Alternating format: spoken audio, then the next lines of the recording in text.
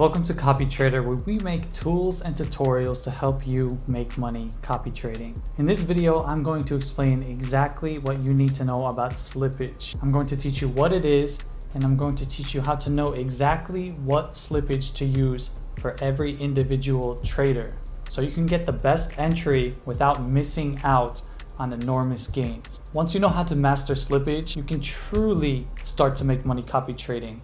It is the #1 factor in whether you are successful or not. So if you want more copy trading tutorials, smash a like on this video and let me know in the comment section below, are you winning when it comes to copy trading? And if you're not, I'll let you know how I can help you get to the next level absolutely for free. So now I'm gonna jump onto my laptop and show you everything you need to know about slippage.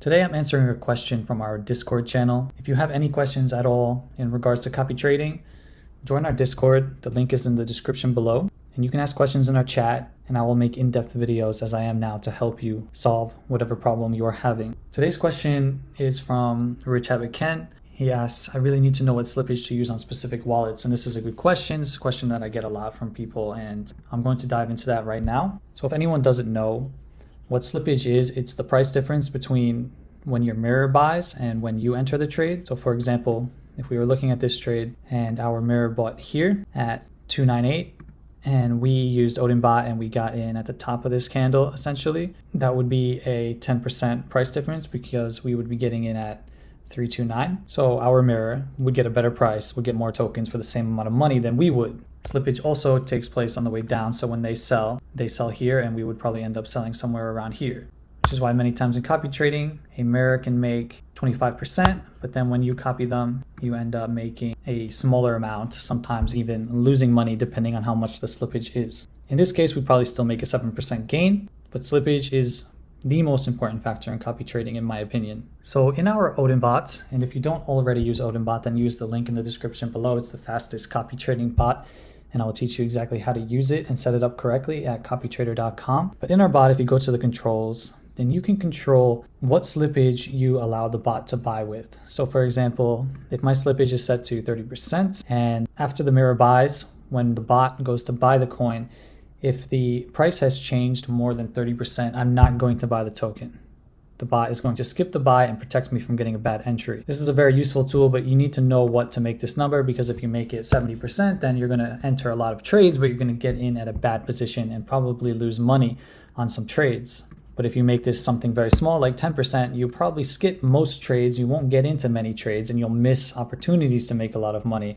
Although the trades that you do get in, you'll get in at a really good position, so that will be favorable, but just much less frequently. So how do you know what slippage to use? The answer to that question is that there is no general level of slippage that will apply for every single trader.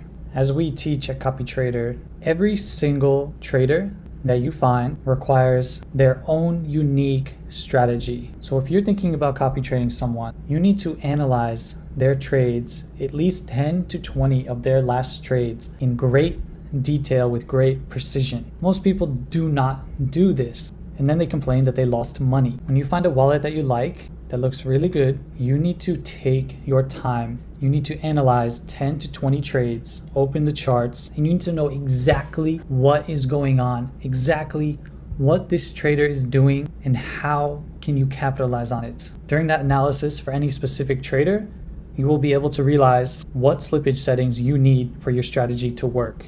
So every single trader should have a different slippage setting. Many of them will be the same, but they should all be tailored uniquely to the trader. Now I'm going to show you exactly what I mean. I'm going to run through some examples. So what I'm going to do is I'm going to go through 4 different wallets that I trade with, and I'm going to show you how I pick the slippage, and you'll see how it's different for each one and why. So here's the first trader. Now this guy is a classic scalper. High win rates, 20% take profit. He's not trading anymore at the moment, but I was trading with this guy for almost a year. You'll see here just a lot of small wins, and it can be very, very difficult to win with a scalper. It's why most people say don't try to copy trade scalpers, and the reason for that is slippage. I'll show you right now. If you took this guy's wallets and you came to the trade simulator and you put 0 slippage, put your bot fees, pick your turbo, we'll check the last 100 transactions.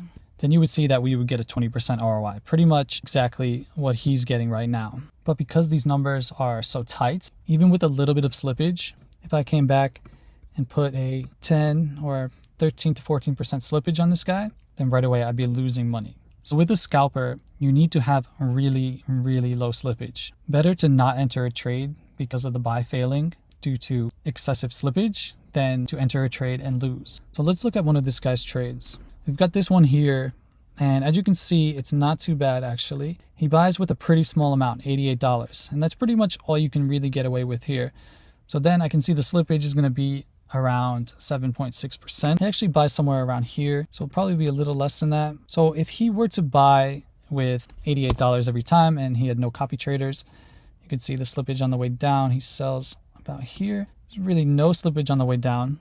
So if he was buying with small amounts all the time and he had no copy traders, then I could come in here and I could say, okay, I know I'm pretty much going to get a 5% slippage up and around a 5% slippage down. I can run the analysis and say, okay, I can trade with this guy and make some money. You know, that's not bad. But if I come here, I can see that most of the time he's trading with larger amounts, 600 here, 700 here, another 700 here, 700 here. So I don't even have to look at the simulator or at these trades. I can tell you right now that you're not going to get at a 5% slippage if he's spending $700. Even if no one is copying him, the slippage is going to be at least 15 to 20%. And we already know that at those numbers, we would lose money with him. So with this guy, what I would do is I would set a very low slippage. I would set a slippage that would allow me to still be profitable, and I would use very high fees. And then I would just accept that I'm going to miss any trades that he buys with large amounts. And that's fine. I'd rather miss those trades than to lose money. Also, what I can do is I can copy his buys on low slippage with high fees to get in fast, and then I can turn off the copying of the sells, and then I can use the settings analyzer to figure out what the best take profit and stop loss would be for this guy, so I can buy with him and then I can try to sell before him. This way I only have slippage on the way up and not on the way down. So that's how I would handle a scalper. It's pretty much really low slippage. If you find that you put the slippage really low and you find that the bot is failing to buy at those prices or at that slippage level, then you simply can't trade with that guy, at least not like for like, because if the slippage goes any higher, you're going to lose money. So you can check all that in the trade simulator. You can trade with them for a few trades, see what slippage you actually get realistically. And if you put that into the bot in your settings, like a 7% slippage, and you just can't get in any trades, then you can't trade like for like with that guy. And what you can do is you can analyze his trades. You can run him through the settings analyzer and see if you can turn off the sells and just use the slippage up and then get some take profits. So that's what I would do for a scalper. But if I were to give you the advice that the best slippage to use would be low slippage with high fees, try to get in as fast as possible for all situations, then that would be bad advice. And I'll show you why. So here's the second trader. Now this is a developer. This is a creator of tokens who I found who has a really, really good track record of migrating tokens and launching tokens that generally do well.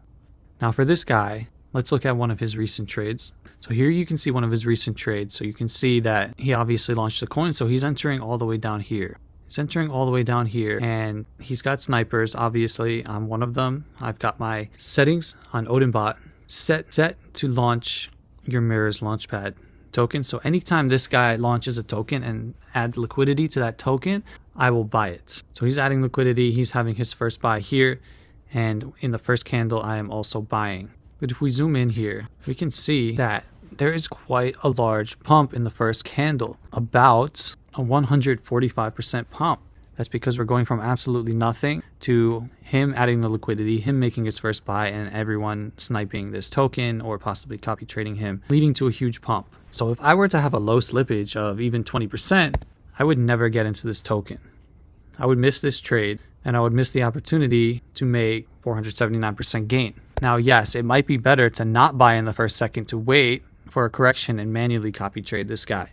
You can do that by getting a trade alert to your phone every time he adds liquidity to a token, waiting about 30 seconds to find a good entry, and then making even more profit. In this case, that would bump you all the way up to 724%. But I never know where I'm going to be when this guy launches a token. Most of the time, actually, he launches tokens while I'm asleep. So for this guy, I've literally got my slippage setting to be like 200% because all I want is to enter the trade. I don't want to miss this buy. Even if the slippage goes up to 195%, I'm fine entering here because I know that most of his tokens migrate. So if I enter probably around here, we're going to go down 31%, which is not that bad. And then we're going to go up to migration about 491%. So I can set a 400% take profit. Now I don't copy this guy's sells because he always sells very early. But I've got my take profit set, I've got my stop loss set, and I make decent money with this guy. But you can see already that there's no one size fits all for slippage, and what works for one does not work for another. So let's go to the third example. The third example would be if you wanted to copy trade one of these popular KOLs like Cupsy. These guys are making almost $100,000 a day. They are trading 300 times a day. They're live on Twitch. You can watch them trading, but it's very, very hard to win with them because they are buying with very large sums of money, sometimes upwards of $700 per trade, and they have dozens and dozens of people trying to copy trade them. So what you'll see a lot with guys like this is they enter a token here and the price shoots up super high, and then they sell here and it shoots down super high, and then they make like 50% gains, and then you enter here and you exit here and you lose 50%, and people get really frustrated. But then they have some tokens that do really well and they buy, pretty early, and even with the slippage, you can make it 12x really easily, but you have to be really careful trading with these guys. And I do not recommend that you trade with these guys. I do not recommend that you trade with Cupsy or any of the guys who are on the top of this copy trading list, because they have a lot of copy traders. They're farming and it's very hard to keep up with them. But what you can do is you can plug them in. You can trade with them. And in this case, what I would do is I would trade with them on a very, very, very low slippage with very high fees. And see, here's this first buy, 83% slippage. I would probably miss that trade. Don't care. I'd come to his next one, probably another. Okay, so this one's only 25% slippage here, 36% slippage. I may or may not miss that trade. I probably missed that trade as well. But here we go. Now the candles are getting smaller because by the time he's on his third buy in a token, the slippage is going to be quite low because people are not copy trading him anymore. They're usually copying the first buy or maybe two buys. But I'm happy to skip the first two because if he's still buying, what I noticed with these guys is if they're still buying 3 times, 4 times, then sometimes the price has gone down and they're just averaging in. And then that's a better position to get in than the first 2 buys anyway. So I might get in here. Then he buys 2 more times. I would definitely get in here. The price actually goes down as he buys. So there'd be negative slippage, meaning I could get a better price entry than him. And do not copy these guys' sells because that's how you get farms. They buy, they sell, and then you lose money like that. And they do that on like 30% of their tokens will look like this, and then they'll have good ones like this, and they'll be buying here, selling here, like buying. Look, they have in the same second they buy twice and sell. Yeah, they sell once and then buy twice. So like you'd be all over the place. You'd be losing money. So like what I do is I just rely on them sometimes if I'm trying to copy them very carefully for entries. So I would probably enter this trade here. This trade, my slippage would be really low, so I wouldn't enter this trade. I wouldn't get farmed. So I'd skip all the farming trades because I'd have low slippage. I'd skip all the early entries. That's fine. I'll miss a lot of winning tokens, but I don't care if I miss 100 winning tokens, as long as I get in 5 to 10 winning tokens and I don't buy any losing tokens. So by having a really low slippage, I'm talking like 10% slippage, I would only really get in at these really advantageous times where he's buying 16, 15 times, 10 times that he's averaging in. And then I wouldn't be copying his sells at all. I would be having a take profit, pretty low take profit to be honest, just trying to get some quick wins. So I'd probably enter here, around here, it would go down 15% and then we're going up 62% real quick. And then in the long run, this coin really takes off and we'd be entering like 300% profit take potential. But what I'd probably be doing is entering here and exiting at like 40% and just trying to get 40% wins, maybe have a 30% stop loss and just trying to win more than I lose. So that's like a strategy that I would do on Cupsy. So really low slippage, really high fees, don't care about skipping trades, just want to get good entries, skipping all the farming, all the shitty trades that spike up really high at a low market cap because my slippage is low. Not going to lose money doing that. And last, I'll run through this real quick. When you find a guy or you like to trade a guy who has a low win rate, but still a large ROI because he wins a lot of huge tokens. So he gets a lot of huge wins, 1,500%, a lot of small losses, some medium-sized wins, but then he will come through with, a 10x and then here a 33x, here a 5.5x. So, with guys like this, I want to make sure that I am using high slippage as well. Like I would with the developer wallets.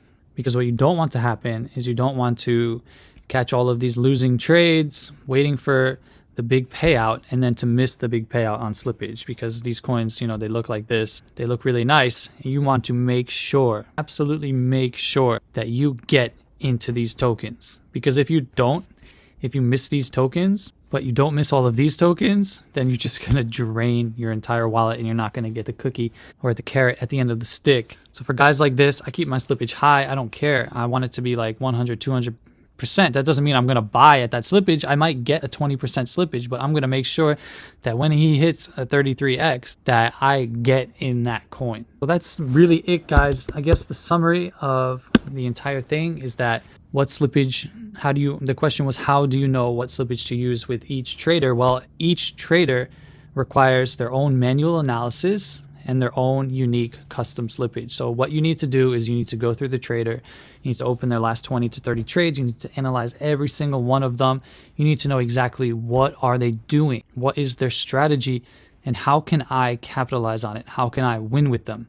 And based on that analysis, you can derive what you think the best slippage would be to use for that trader. So we have 4 examples there. 2 used low slippage and 2 needed high slippage. Some might require a medium slippage. Some might require degen mode.